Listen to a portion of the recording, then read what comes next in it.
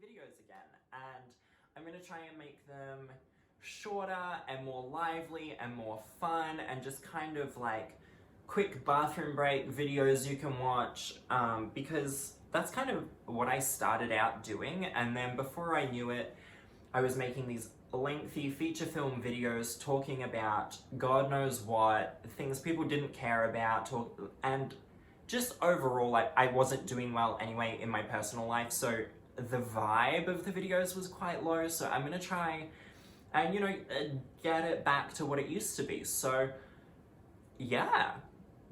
Thank you for having me back, I guess. But today what I'm going to be talking about is the time sex sent me to the ER, which I think I've mentioned before, not on my channel, but like in live streams and things like that. But yeah, one time sex sent me to the ER. And this was like back in the day. It would have been maybe like, when did I really start my transition? Maybe like 4 or 5 years ago. So it could have been 6 years ago.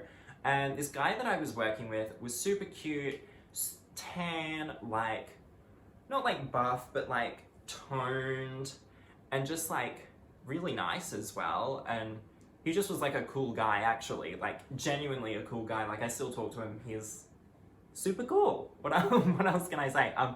But he had a huge penis, and whenever I tell people about this, or when I used to like talk about it when it actually happened and had to tell people like what happened, it was like 2 Red Bull cans, like if you got and like stacked them up. Normally I have Red Bull cans around because I love Red Bull, sugar-free Red Bull. Not that that makes it any better, but that's what we were working with, right? So I was delighted to find out about that. That was great news for me because you all know I'm a size queen. There's no denying that. Although sometimes it's not always the vibe. Sometimes I'm into like an average kind of regular situation going on, depending on like what I'm wanting to do. But that doesn't pertain to this because it was giant. Especially at that time, I had quite a bit of experience, I'm not gonna lie, but not as much as I do now. The guy that I've been seeing on and off for the last 4 years now is like huge, and maybe even like just as big, if not bigger, but at the time this was probably like the biggest I had ever seen, evidently, because I ended up going to the ER because of it. So we were like having sex and it was great, it was going smoothly, you know, warming up to it, great guy, hanging out, all of that stuff. Then we finally have sex and my dumb ass is like, harder, you know, thinking I'm the one, I'm the only woman, there is no one that can do what I can do, right? So he goes harder and harder and harder, and I'm thinking, yes, like this is it, like move over like Jenna Jameson, I'm the one. I was not the one because before I know it, I have my ankles up around my ears and this guy's plowing away. I feel a bit gross saying things like that, but it is what it is. How else am I meant to like describe it? I'm trying to paint a picture. And I feel the most excruciating pain of my life. Like, I can't even tell you, like, and I mean, you know, take that with a grain of salt, because it probably wasn't the most excruciating pain of my life, but it was, 1, a surprise, so that always plays into it. 2, I didn't know what had happened. 3, it was terrifying. And 4, there was about a pint of blood, like, in the vicinity, in the area, if you get what I mean. It literally felt, okay, here's another thing. I used to be really thin. I'm still thin, like I'm a thin person, but back in the day, I was thinner. I was also younger, but I also was like quite thin. And so when this guy was in me, you like would be able to see it like through like my stomach, like you could see it, like my stomach would move. It was mortifying. he thought it was cool. I was like, I mean, what can you do? But so anyway, you kind of get it, right? Everything's just getting jackhammered, really. When I had no business being jackhammered, I had no right to be putting myself in that situation. And anyway, I like scream, my whole body goes hot, like my eyes are just like, not even watering, like I'm not crying, but it's like a crying stream, but I'm not, do you know what I'm saying? Like it's that amount of tears coming out of my eyes, but I'm not physically crying. And I'm like shaking and I like scream and I'm like, oh my god, stop. And he's like, oh my god. And he pulls out and it's just like Texas Chainsaw Massacre. It's like the worst thing you've ever seen.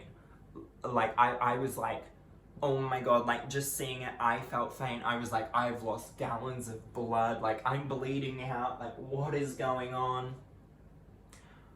So I kind of had to like fashion a diaper out of like a towel, or really just sit on a towel, but then also like hold it while I was walking, because it was like a lot of blood. So we race to the ER, we're at the ER, we like go in and there's like blood running down my legs, like the most disgusting thing. People would have been like, what just happened? Like, what is going on? And we like go up to the counter, and I've been to the ER like maybe a few times, and normally they're kind of like, yeah, okay, we'll get to you. And they like saw me and they were like, we need to see you straight away, like what's going on? So we tell them like we were having sex and like now I'm bleeding, like he's really big, like there's no other way to put it. And they're like, oh, okay. And like the bleeding had died down. This is very graphic. I should have started this with a warning, but I didn't, because I am what? Not thoughtful of my viewers. But anyway, I'm like, you know, you go to the ER and then you go into like where the doctor actually sees you, and people can like hear. There's people on either side of the curtains, like being able to hear what's happening, and we're like, oh my god, oh my god, oh my god. And they're like, oh, it looks like it's dying down, but like it's probably really bad. So they have to get one of those like things that they put in there and go, you know, the ones. And they're like looking in there, and they're like, yeah, there's a bit of blood, but it's nothing like too serious. We'll just have to like put a few stitches, which if you ask me, that's like a little serious, you know. But they're like, the nurse, not the doctor, they like step out of the curtains and then the nurse comes back in. So I'm guessing the doctor didn't want to ask this, and this is really mean to do to her. She was like, we're gonna have to like measure you like to this guy to see how far in the damage could be. And he was like, oh my god, like mortified. Because we were in such a panic, we didn't have time to like get in a shower or anything, and we kind of like weren't thinking, you know. It was like, oh my god, like what's going on, you know, panic mode, shock. And so he pulls down his pants and it's like blood. So it's the final scene from Carrie there. It's Texas Chainsaw Massacre over here.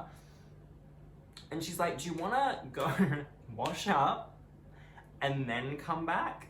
So he did that. He like came back. She like measured him. He's like, this is awkward. I'm like, this is awkward. They're like, we're going to have to like do stitches. Like, meanwhile, I had gauze, like, you know, like packing bandage, like in my ass. They had like put it in there, made sure like nothing, no blood was like gushing out. They were like, you're not going to bleed out, but you know, you don't want blood just everywhere. I kind of like thought they would put me in like an actual diaper, but they didn't. They threw away the towel as well, which is good, I guess. I hardly wanted it, didn't want to bring it back. Anyway, so we go through that ordeal. I'm in a lot of pain. We go back home and we look at the bed.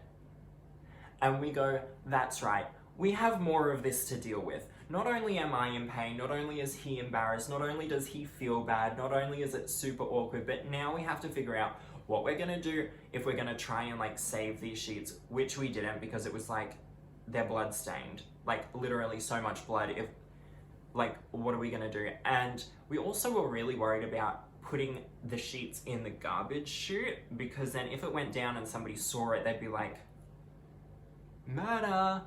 There has been a murder on the premises, and we kind of didn't want that. We didn't want like even more like coming of this, and yet here I am on YouTube like talking about it. But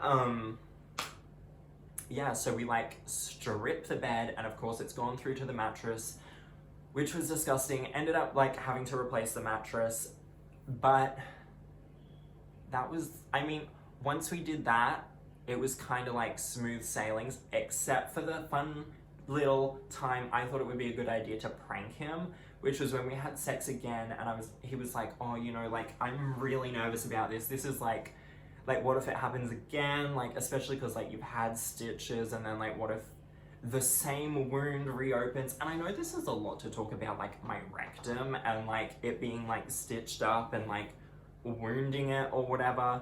We're fine now. She works great, okay? But anyway, I was like, no, like, it's fine, just don't worry about it, just like, put it in, you know? Like, we'll go slow.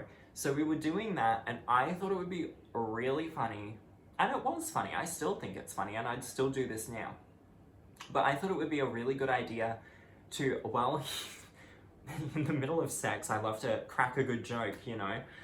I grabbed onto him and was like staring at him, and I was like, it happened again. Like in the I can't do it now because one, I'm not in the zone. Two, it was so long ago, but like in the most like convincing way I could, and he just like froze.